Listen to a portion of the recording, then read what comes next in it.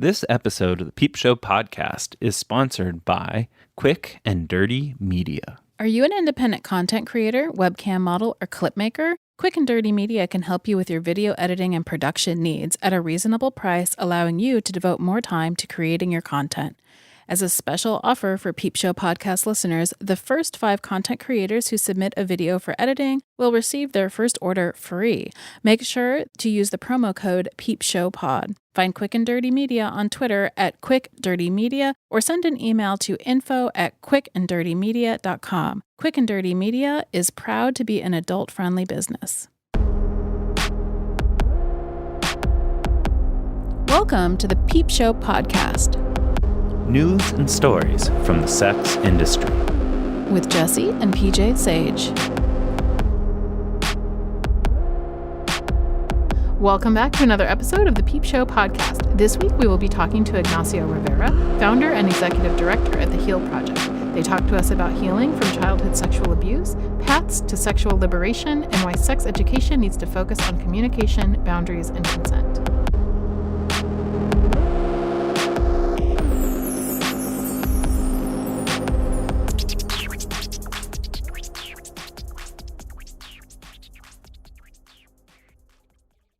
Hey, I'm Adrian, one of the hosts of After Adult Podcast. My porn name should be Mozart Fremont, but you probably know me better by my actual porn name, Siri. I'm Rachel, but my porn name would be Woody 16th Avenue. After Adult is a podcast about life and porn. I don't actually watch porn. I don't really watch that much porn either. I probably watch more than you, but I mean, most of the time it kind of would feel like going to work on my day off. You 100% watch more than me because I don't watch porn. Find us wherever you get your podcasts. Just search for After Adult. Or visit afteradult.com and follow us on Instagram at afteradult. Hey everyone, welcome back to the Peepshow Podcast. Welcome. We are in our sweltering studio here. It's still hot. That's what we said last week. Last week it was hot, and guess what? It's still hot. Yeah, but at Jesse's insistence, we did escape to Erie, which is a couple hours north of where we live. Yeah, PJ is like such a good husband to me because I woke him up from a nap and told him that we had to pack our bags and go immediately. That's what happened. And he was like, but, and I was like, I have to go. I can't sit here anymore. And then we did. Yeah. And there is a little cabin by a lake there that happens to have central air. Yes. And I was way better. But now we're back here and I'm miserable again. But it was nice while it lasted. Yeah, no, but I was very appreciative of you for packing up post-nap and getting in the car and going 2.5 hours away from our house. Thank you. I'm patting myself on the back right now. But we've had a busy week. We have. We were working on the podcast and the website, even though we were up at Erie. Mm-hmm. We just want to talk a little bit about the idea behind launching a whole news media site. Yeah, I mean, I think that we told you all that we were busy doing it, but we never thought to tell you why we're busy doing it. Or what we're trying to accomplish with it. So we thought that it might be a good time to go ahead and do that.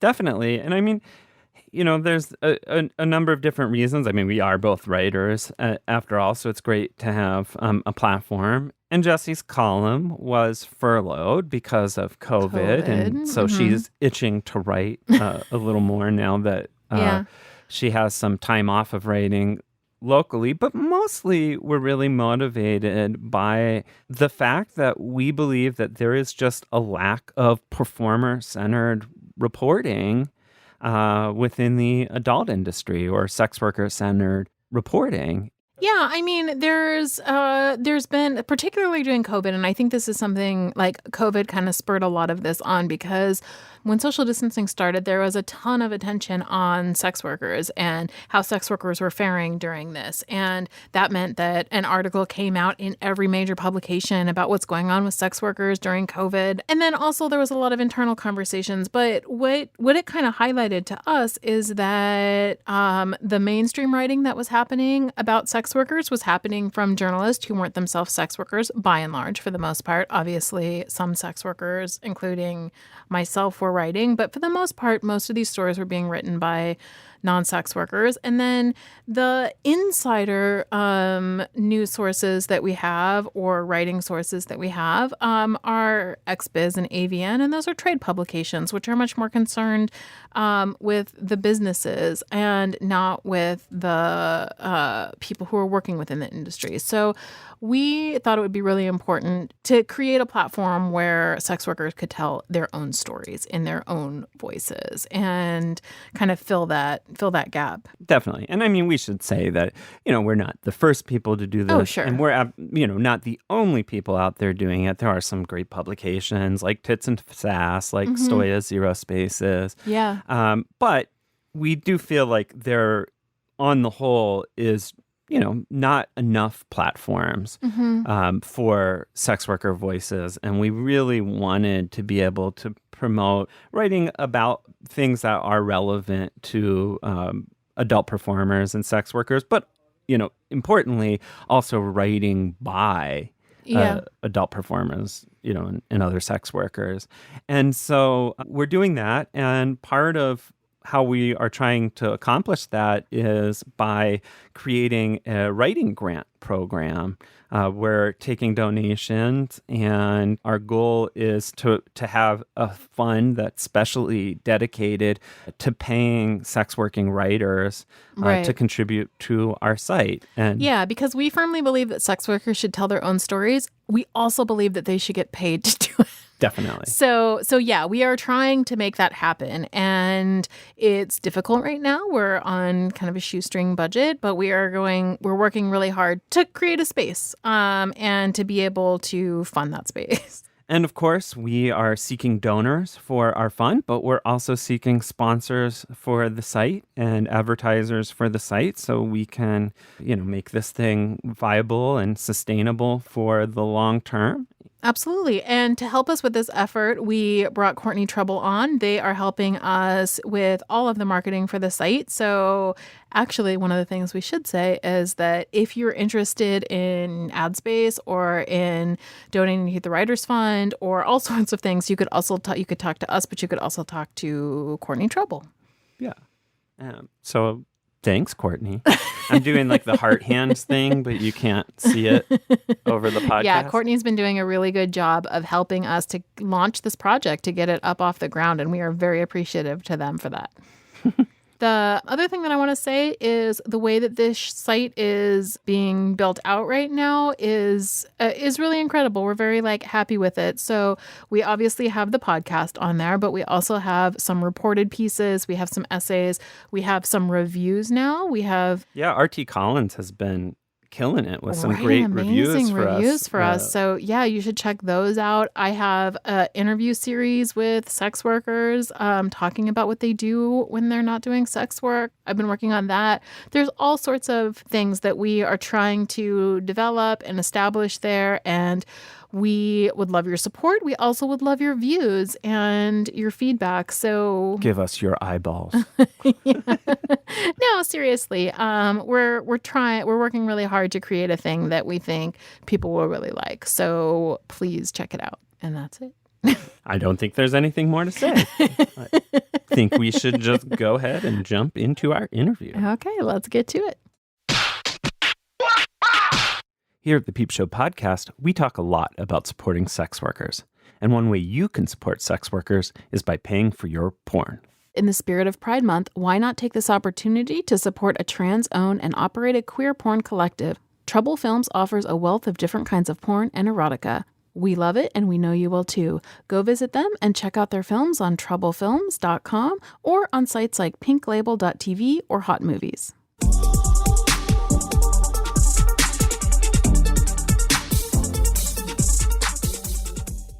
We're here today with Ignacio Rivera, who is a cultural sociologist with expertise in sexual trauma, healing, and liberation for marginalized people. They are an internationally known gender nonconforming speaker, trainer, and consultant. Ignacio uses they, them, their pronouns and is the founder and executive director of the Heal Project. So thanks so much for joining us today. Oh, thank you for having me. I'm really excited to be here. I have to tell you this little story. So our very I know where you're going with this. Our very good friend, actually the godmother of our child, I told her that we were having you on and she almost lost her mind. You have fans in Pittsburgh. I've never had her fangirl so hard over a guest on the show. And she's like, oh my gosh. So you have a very big fan. Oh, thank you. I appreciate you. I think she's a fan of the crash pad work that you did. So she was very excited. Yes. Yeah. So, I just brought up that you did a lot of work with the crash pad series, but how did you get from there to the Heal Project? To me, it's been like this trajectory to doing this work. I've been doing the work in a lot of different ways. So I'm a survivor of childhood sexual abuse and adult rape and domestic violence. And there was a period in my life, a very huge period in my life, where things were just really horrible in terms of relationships that I had, connections I was making with people. And it all stemmed around my survivorship and having to heal with that, deal with it and heal from it. And so I started doing that work. And part of that work was really trying to get to my body. I didn't know what it meant I really didn't know what it meant to feel like pleasure in a way that I asked for something, that I desired it, that I had agency for it. Yeah. And everything shifted for me when I started doing that healing work. And it's taken a while, 5 years of therapy and many years of this and that, and a lot of different modalities, like trying to figure out how to basically survive, maintaining, because it's a trauma. Through that work, doing workshops and education and really focusing on sexual liberation as a healing modality for a lot of folks who are survivors. And that's something that people don't actually like to talk about when it comes to survivors. Because we're supposed to be broken or something. So what did that look like for you? So you said there was a lot of different modalities. Like what sort of work do you feel like you had to do to get to a place of healing? It's a lifelong healing process. Yeah. And it's, I did therapy because, of course, that's like the first thing that people think of. It's like that's the route to take. And although therapy has worked for me, I know it doesn't work for a lot of people. And, it's not accessible either. So therapy was one thing. Group therapy, art therapy, I say saved my life. Just creating art and getting to express. Yeah, that's not something that back then people weren't really talking about. It was kind of fresh and new. So art therapy was fantastic. Also trying to finding other survivors and talking with them, because you don't feel so crazy. You don't feel so alone. So finding other people, and also as a performer doing performance art, I created at the time, a one-woman show called Lágrimas de Cocodrilo, which is crocodile tears.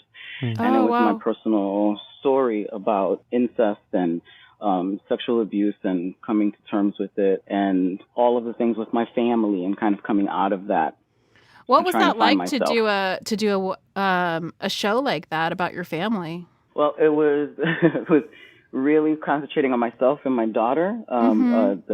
Because for a lot of survivors, when either they get pregnant or a child is introduced into the family, like a new child, it's really difficult. It's a really traumatic experience, and for a lot of folks who haven't come to terms with it, it becomes a point of entry to start doing some healing work, because it's really intense when a child enters, because a lot of memories come up. A lot of things might come up for folks, and that's what happened to me. So a lot of it is the show is about therapy sessions and talks with my daughter, and then talks with my mother as well. So it was all pretty much the women, and then my abuser, which was my sister. And so that was a whole different other take as well, because harm doers are always men, supposedly. And so, way back when, this was I don't know, maybe 17 years ago or so, maybe more, when I did the show, no one was talking about female on female sexual abuse. No one. Right. I was looking for articles, writings, all of these things, and it was really hard. So I couldn't really talk about it publicly because people didn't understand how a woman or a female could sexually abuse another female at the time. What was the response to your play? It was fantastic. I got to tour with it for 4 years. Wow. I went around the States and internationally doing either the full show or snippets of it. And really that show is the I guess the insemination of the Heal Project, because after the show, I would give notebooks to the audience members.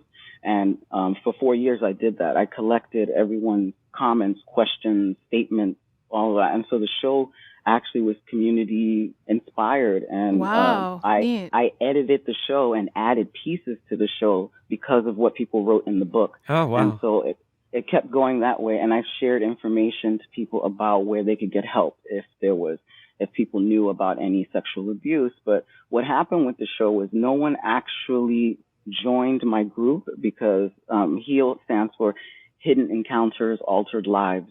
And no one was ready to join the group. They were too afraid. But every show that I did, I had several people come to me and disclose. And some of those people never have ever spoken or told anyone about their abuse.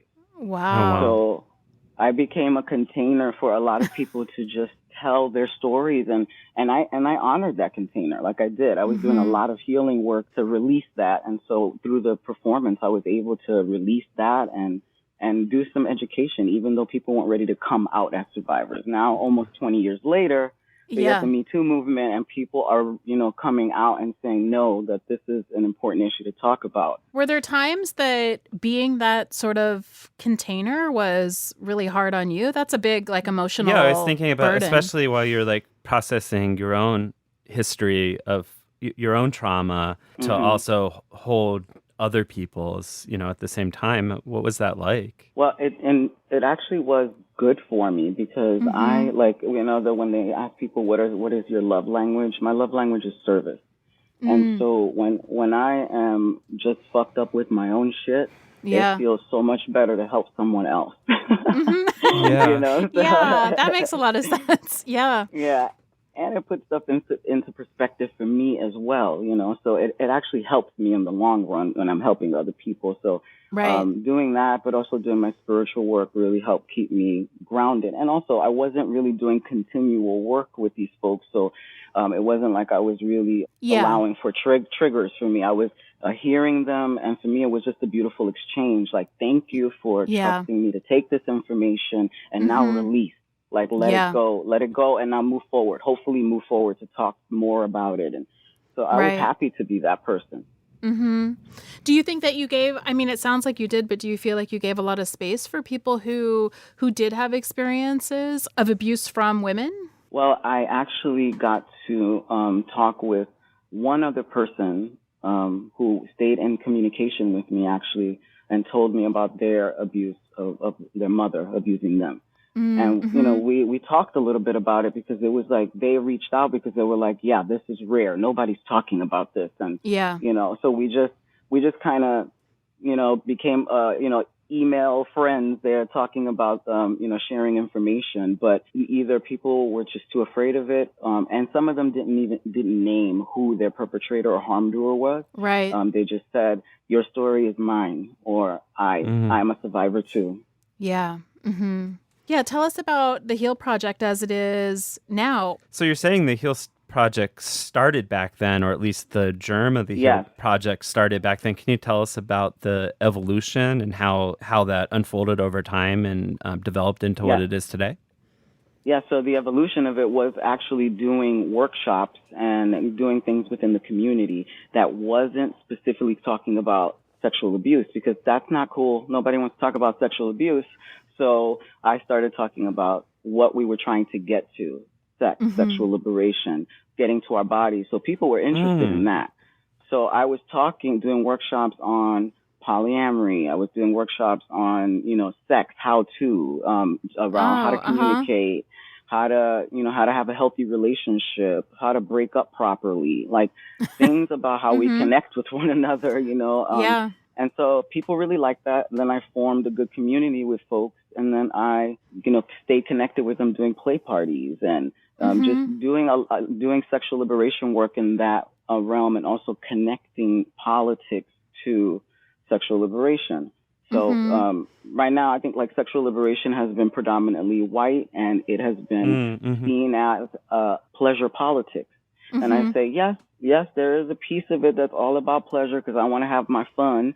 But at the same time, there is politics there. There's a lot of politics. There's a lot of stuff that has affected, people of color, women, trans folks, people with disabilities. And to me, when I talk about sexual liberation, I'm talking about all of the things that have gotten people to a point where they could actually say, I have the privilege to have pleasure, because right now it is a privilege. It should be a right, but it is a privilege to have pleasure.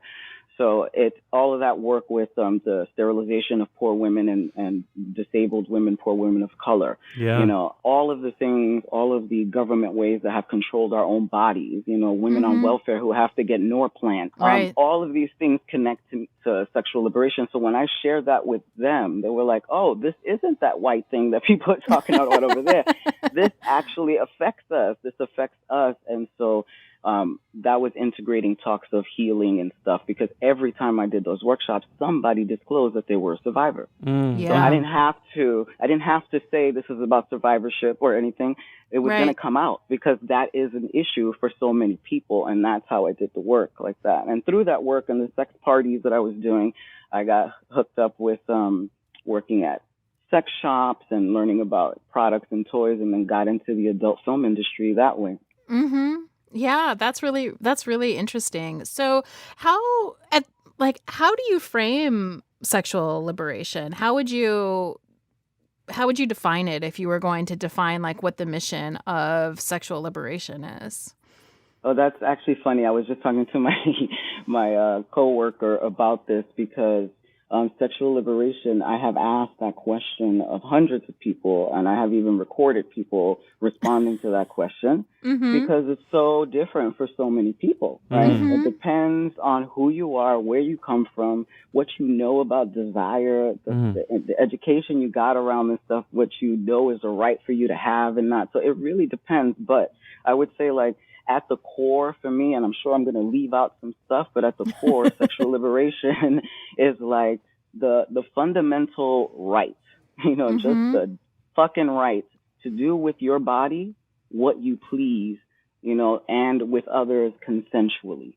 Right. Yeah. And that's like bare bones. That's a bare bones definition. But really, it's about that. It's like if you're consenting, if you are communicating, consenting, and understand boundaries, and if you have a desire and the other people or persons have desires, then go for it. I don't have to like it.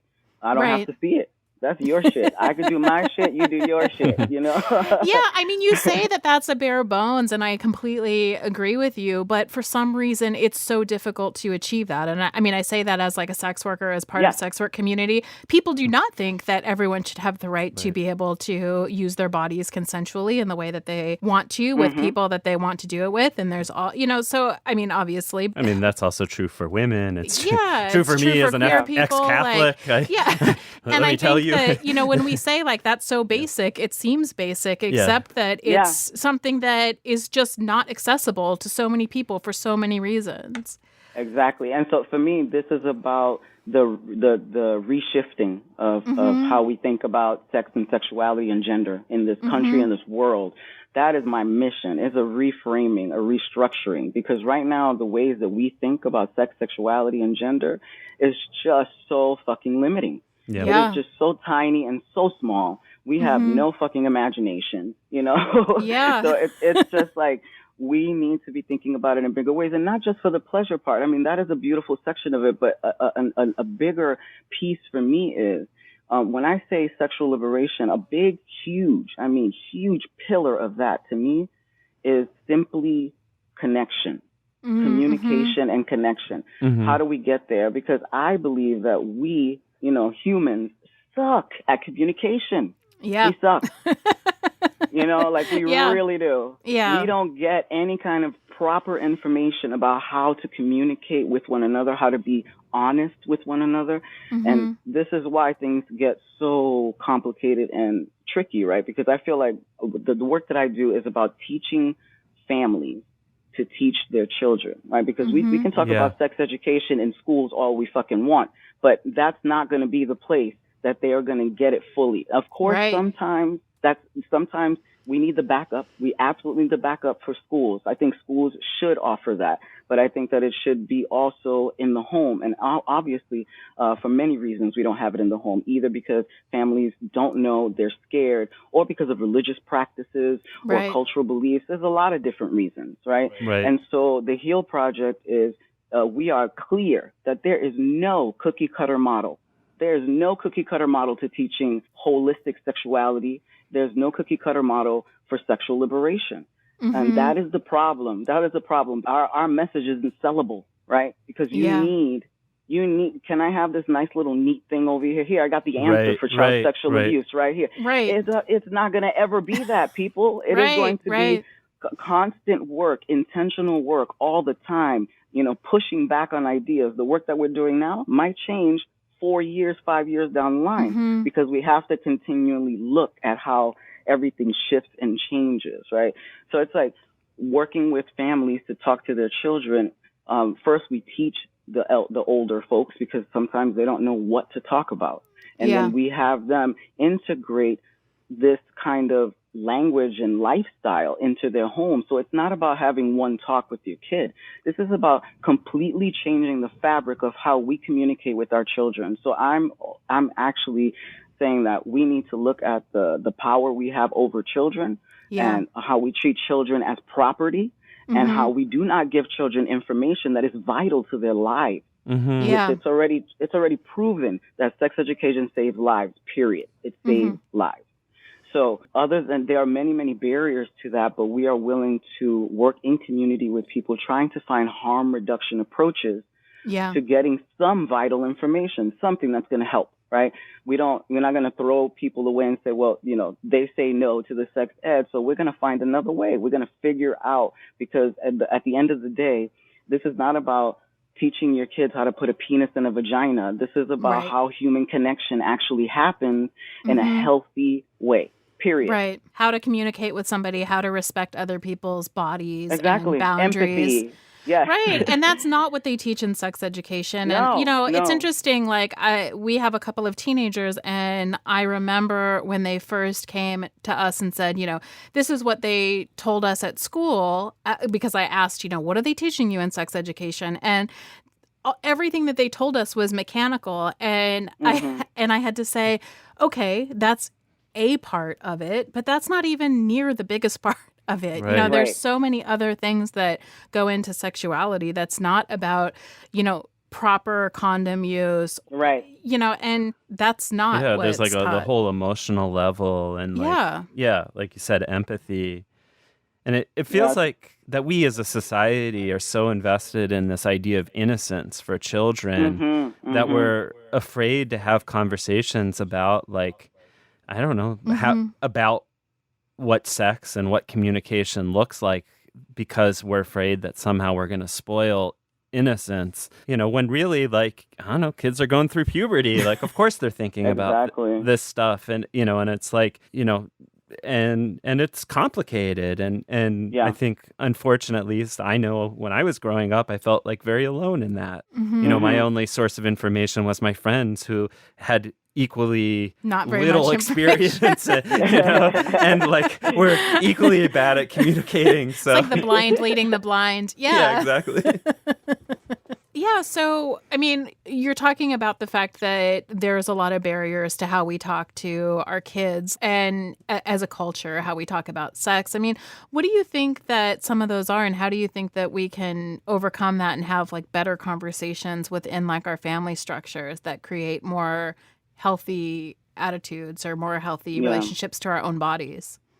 Yeah, I am. Right now, what we're doing at the HEAL Project is that we are working on a toolkit, and it's a toolkit to help families actually, like, get in touch with their own sexuality and then teach their children about it. And it's going to have conversation starters and tips and games and all types of things to make it easy for parents to talk to their kids about things that they're so scared of, you know. And I'm just kind of hopefully giving it to them on a platter, my ideas, and then also collecting other ideas because people have been thinking about this, you know, this connection. So the toolkit is one of them.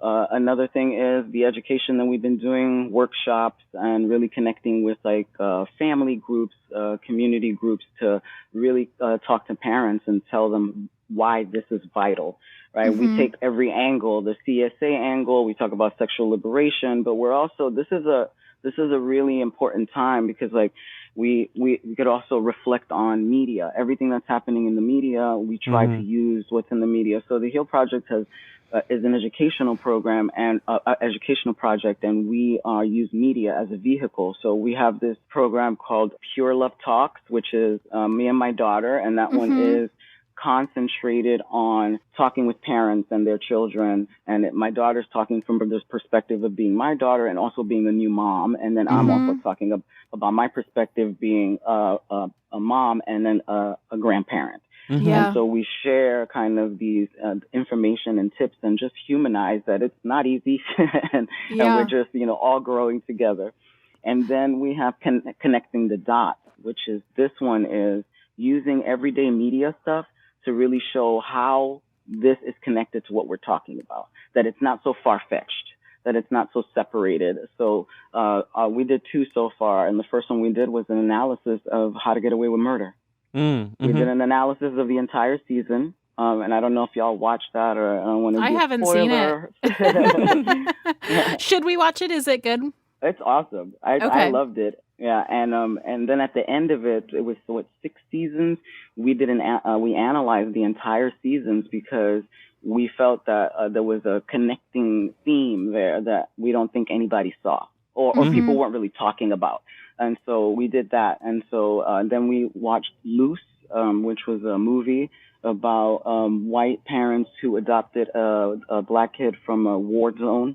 And, I saw an advertisement for that. Yeah. It's really, really good, really good. And then we did an analysis of that. So we're thinking about taking books, movies, everyday things that people watch and don't even think about this stuff and say, here it is. Here's the component of this. It's here every day. You see it. So we're not bringing up anything crazy. You know? Yeah. I haven't seen that one, but I have watched several episodes of the series that you do with your daughter. And it's so interesting, this concept of like sitting down and doing a show together and talking about the very real like inner dynamics between like parents and kids and kids like as they become, you know, adults too. What made you start doing that with your daughter? I think because people were constantly asking me about how I talk to her. The funny thing about it is because I got pregnant at such a young age, I was the only one that had an older kid. And so my child was the babysitter to all the queer people who were starting to have children. So, you know, I was doing stuff alone with her for a long time. It was just me and her. And so when they were starting to get to the point of like dealing with, you know, kids touching themselves and kids in the corner humping and asking about where babies come from and all this stuff, they were like, how the hell did you do it? Yeah. And so I would talk to my friends, but then I was like, this might be really good. I've been wanting to do a project with my daughter forever. And so I was like, what do you think about this? And she said yes. And so I was really happy about it. Yeah, I think it's really neat. One of the ones that I watched recently that you did was about motherhood and how much of a conflict motherhood can be and how those aren't conversations that we're allowed to have either because motherhood is supposed to be this like enriching experience and there's ways in which it is, but it's way more complicated than that. Bringing those conversations up but doing it like with your child, I think is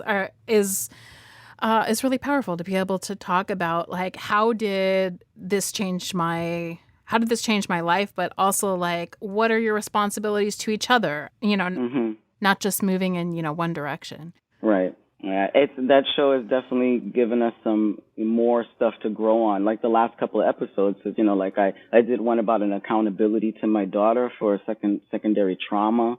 And it's like we process that, on the show. And just to show that you can be vulnerable with your kid, you can have a relationship with them. And I think it's hard because I think about my mom, and that was a very difficult thing for her. It's like, you're my kid, I don't have, it's like, I will give you the rules and you follow them. And it's a very not the kind of relationship I wanted.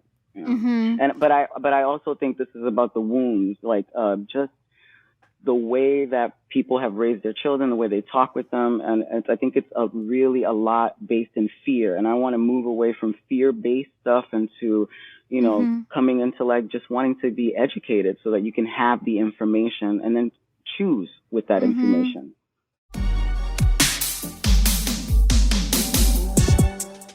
Now is a good time to hit the pause button and head over to our Patreon at patreon.com/Peepshow Podcast. Even $1 a month shows us that you care and want to see Peepshow continue to thrive. Also, you can help increase our reach with a review on iTunes.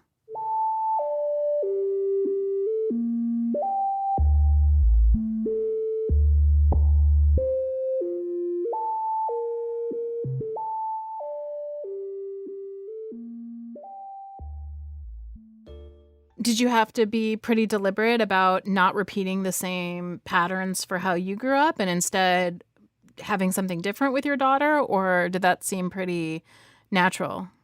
It was so natural because Yeah. when I was a kid, I swore I used to be like, I'm never going to be like this with my kid. Yeah. I'm never going to. Yeah. So I guess I manifested that shit because I was like, never. I think a lot of people feel that way and then end up doing things and are like, oh my goodness, that was like my, mom. But yeah, I mean, I hear you. Well, I just want to take a step back. We've been kind of jumping around a bit, but I still just wanted to talk a little bit more about your personal history and like how the Heal Project came to fruition. You had mentioned before working in some sex toy shops and eventually like entering the adult industry. And I just wanted to ask a little bit more about how those experiences connect up with the work that you're currently doing. Oh, yes. The reason, I think one of the main reasons why I wanted to work in the sex shop was I was wanting to have like a little part-time thing so I could be with my daughter and just hang with her more. And so that seemed like fun because I had a friend who worked there. Yeah. And I had already been doing workshops and things like that and been pretty familiar with some stuff. So I kind of started working there. And that's where I met Morty Diamond. Morty Diamond was the one that did Tranny Fags and created the porn documentary that I was then called Trans Entities, The Nasty Love of Papi and Will. And so we were coworkers and we would talk all the time. And he was like, I need to film you. I need to film you.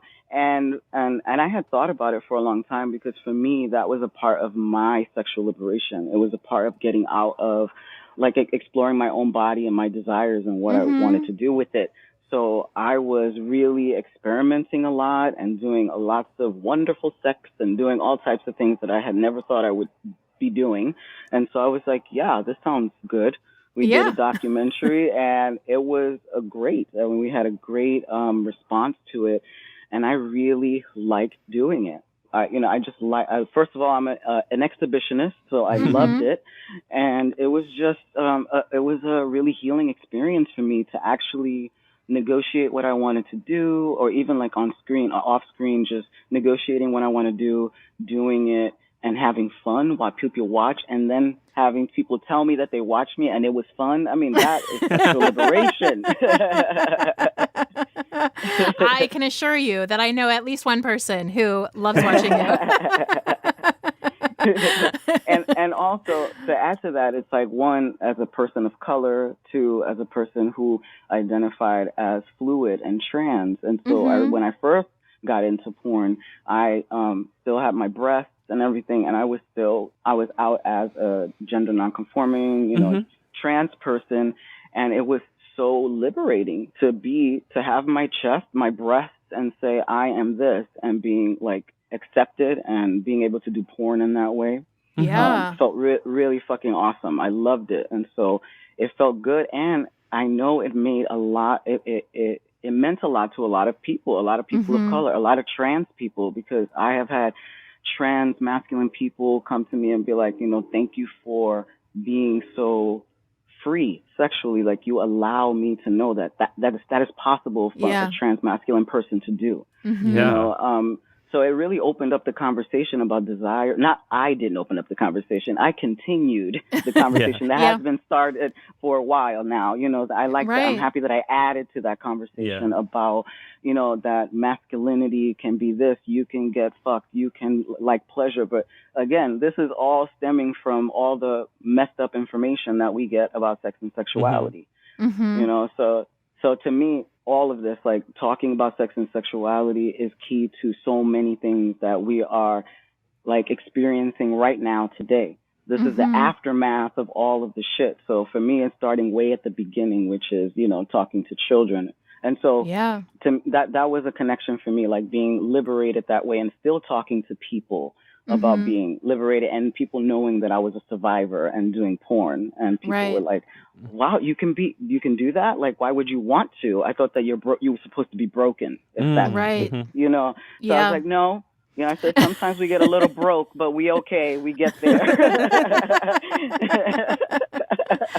Yeah. I mean, I love what you're doing because, like, as a mom who's done porn, I feel like there's like a taboo about even talking about those two like identities, about being a sexual person and being a parent and dealing with children. And I think that anytime we can like break that down and be like, no, we're actually multifaceted people who, also have children who can talk to them, who, but it's kind of, it's still in our culture kind of radical. I mean, I think that there's still like, it's still very taboo. Yeah. Very much, yes. It makes me think like, what, you can't, if you have sex, you can't be a good mother?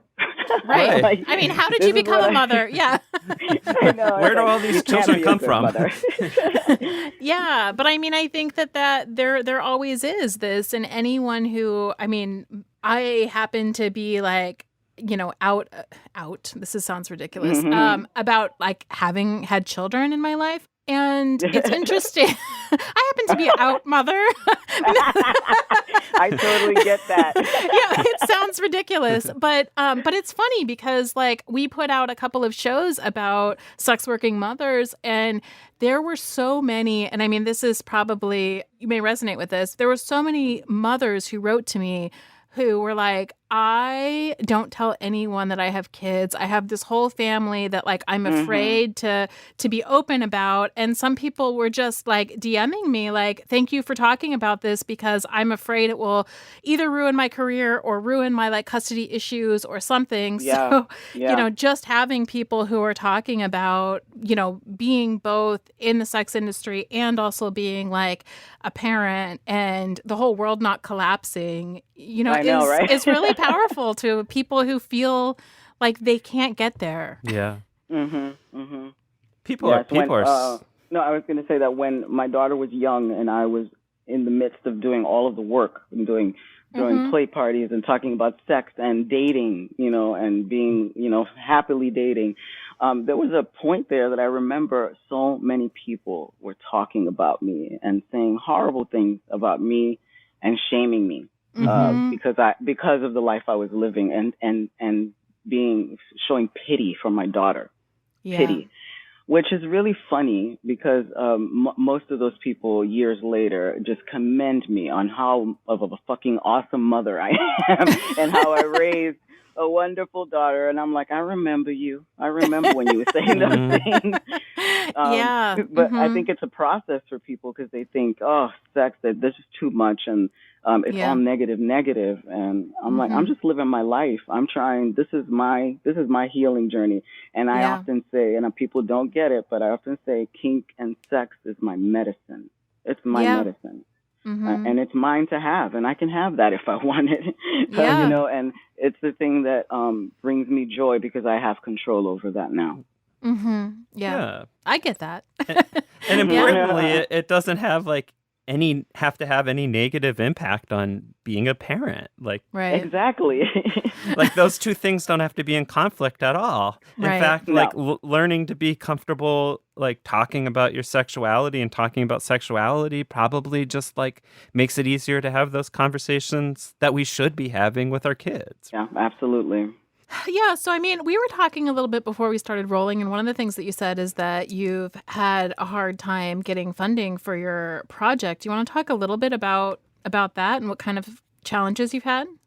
Oh, yeah. So that actually brings me to the closure of how the HEAL project started, because back then, no money. Nobody's interested in it. So it literally died. It just died. And so for a while, I kept up just giving information to folks. But then the HEAL project went into hibernation until about 4 or 5 years ago, when a collaborative was giving grants to people doing this work. And so that's how I got funded and got to get it off the ground. Got to get it, and that was the Just Beginnings Collaborative. So now here we are after the fellowship, and now on our own, putting out, stuff for grant. Interestingly enough, how we have gotten funded has been by sexual liberators.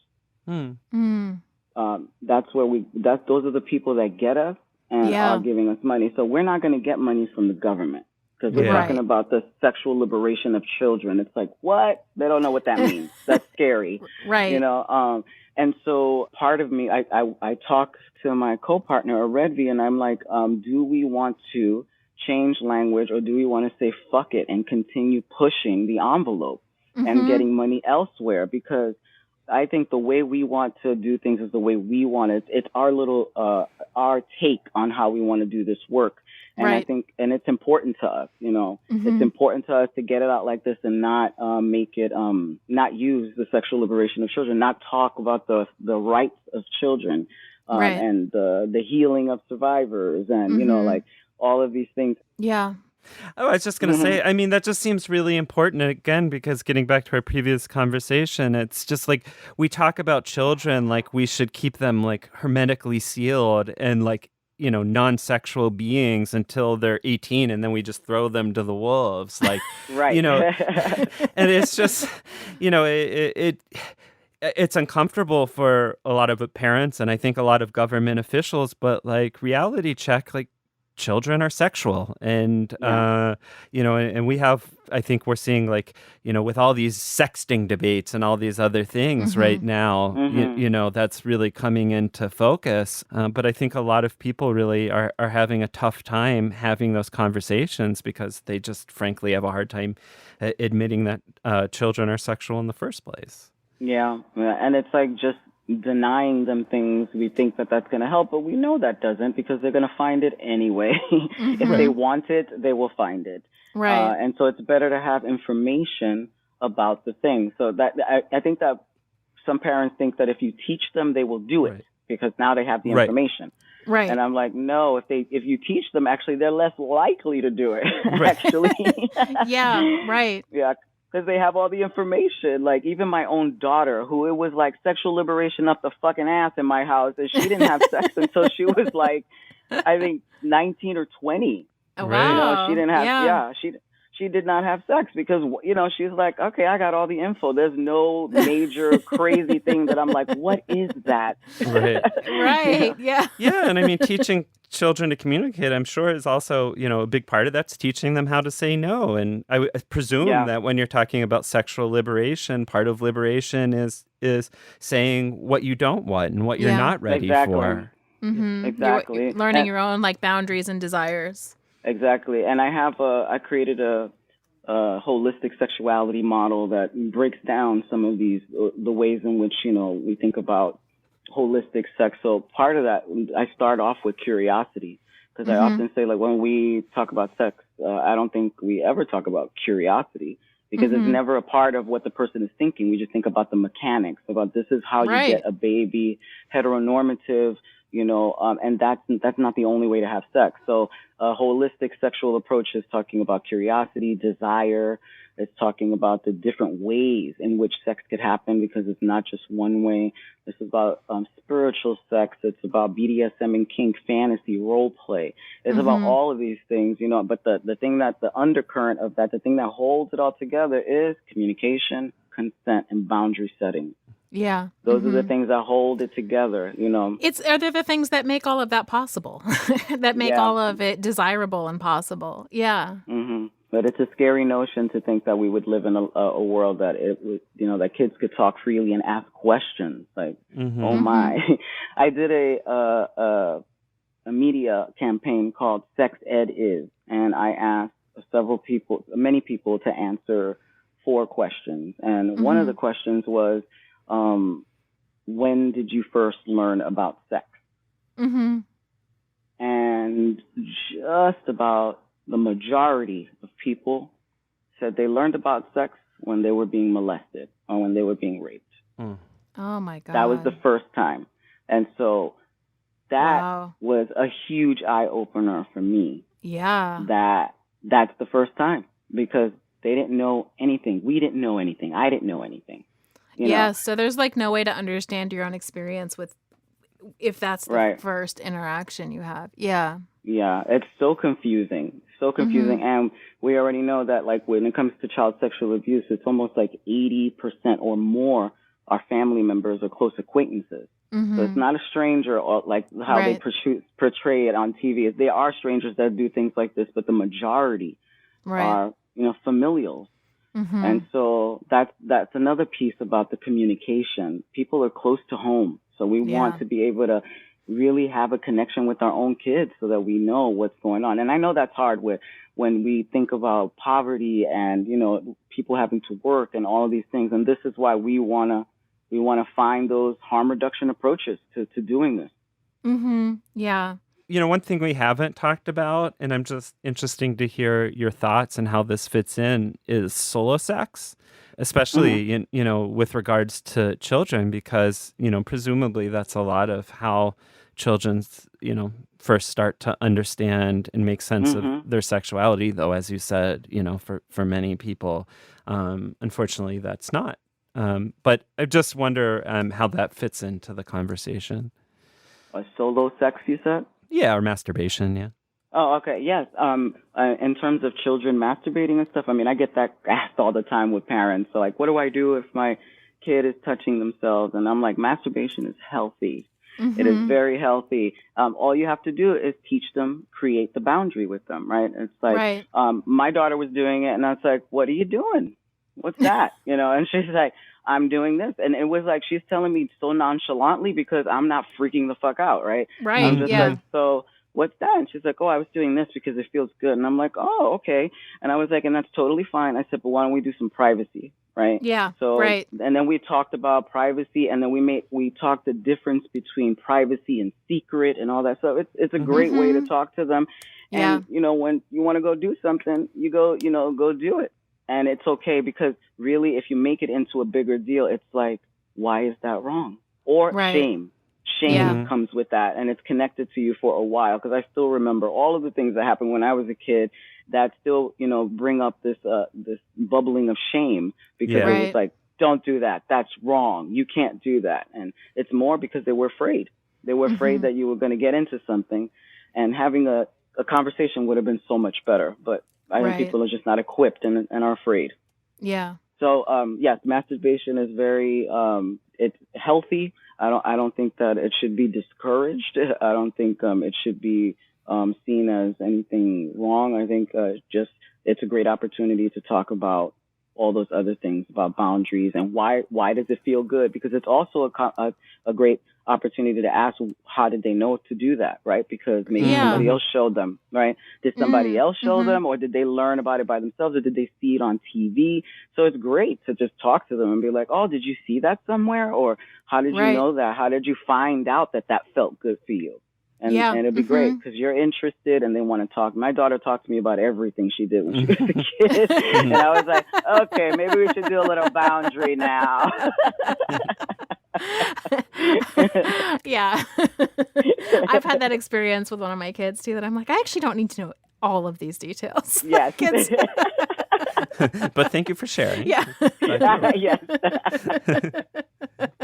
We had a funny conversation with our 14-year-old the other day because I am not a penis haver, so I actually didn't know this, but I thought I did. Uh-huh. He said something about an erection and peeing, and I was like, well, you can't pee with an erection. And he's like, Mom, that is not true. He is right. He's like, it may not be easy, but that is definitely not true. And I was like, oh, okay, all right. I stand corrected. But I thought it was very funny. And there was something that felt very good to me about the fact that he didn't feel ashamed to like tell me, Yes. you know, that I didn't know what I was talking about. Yeah, that's so important because another kid wouldn't. They would be like, what? You know, be ashamed or something. Right. Like, And would think like, associated with oh, she doesn't know what she's talking about, but not like actually have a real conversation about it. Yeah. Yeah. But we just laughed. I was like, oh, okay. All right. Now I have more information than I need. Yeah. Yeah, before we wrap up, because I think we're running short on time, but I just wanted to ask if there's anything else that you all are working on at the Heal Project that you wanted to cover before we close the interview. Yes, we're working on a lot of wonderful things. Right now, we're working on our new show called Caution Unrestricted, and it is a show that's really going to center like survivors, and we're really going to be very sarcastic and use survivor humor to talk about shit that people don't want to talk about. So our first series is going to be on bad survivors. So we'll have some episodes in there that are survivors who enable, survivors who like sex too much, survivors who stay, survivors. So all of the ways in which people have shamed survivors, we're doing a sarcastic little twist on it and talking about those issues. And so we're going to be having different series come up and have different people be commentators. So we're looking for folks who want to be a part of Caution Unrestricted and be a commentator. So if you are a survivor or an advocate and want to be a part of it, let us know at the Heal Project. And we are also working on a future youth program as well for a media project for a young person of color to host their own talk show about sex and sexuality for young people.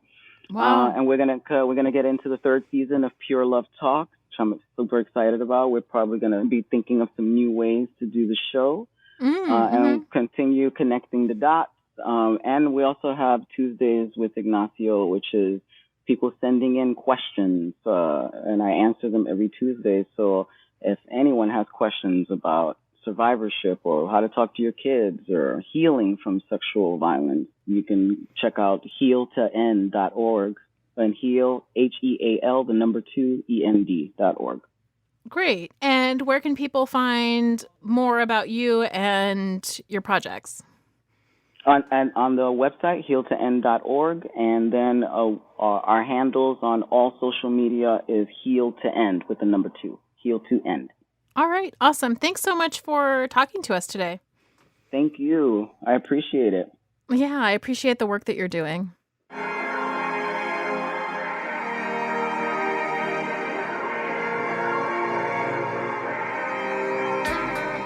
Thank you for joining us for yet another episode of the Peepshow Podcast.